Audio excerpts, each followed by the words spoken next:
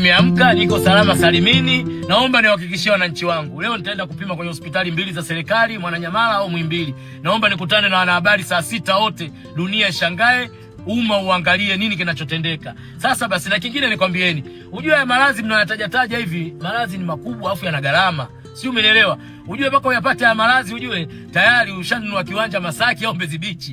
Nashangaa nyinyi mnavyoutaja, tunajua unapatikana kwa buku au unapatikana kwa milioni 10. Oya, na kwa shapiga hela nyingi zishapoteza, ujue babu. Si mimi, mtu yeyote alokuwa na maradhi haya kapoteza hela nyingi. Naomba mumuombee.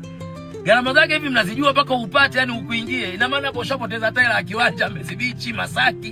Kwa hiyo mjitambue wasomi, sawa? Kwa hiyo naomba umma leo niangalie mapema, na yule kichogo mwenzenu, kichogo chake kirefu kaka kengele ya Sabato, kauvaa mtumbu ya kibwengo. Haki ya Mungu, baipola yake nitaiweka koko tebo zoyoka. Suni tu, nataka dunia wote mwe kwenye mitandao ya kijamii, kwenye ma-TV. Hilo tu, babu yenu niko vizuri.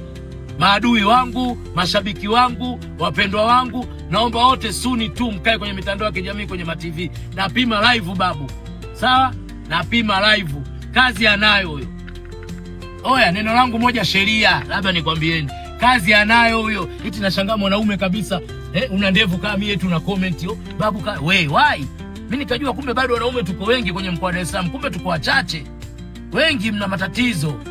Na wao mimi nina mdomo, siachi mdomo. Mimi niko live. Na ndio hata nikitokea na majanga kama haya kusingiziwa, nafurahia, sijakonda. Mtu mwingine angekonda, angekuwa na stress, kisaikolojia, angeharibikiwa vitu vingi. Lakini babu, mnaniona niko wapi? Kwa sababu najua dunia ilivyo. Najua viumbe mlivyo, waja mlivyo. Na si leo tu, siku nyingi mlikuwa mnatafuta babu kumchafua, kumpiga picha za utupu, babu kufanya hivi, lakini kudra za Mwenyezi Mungu nilikosimamia ndo hapo.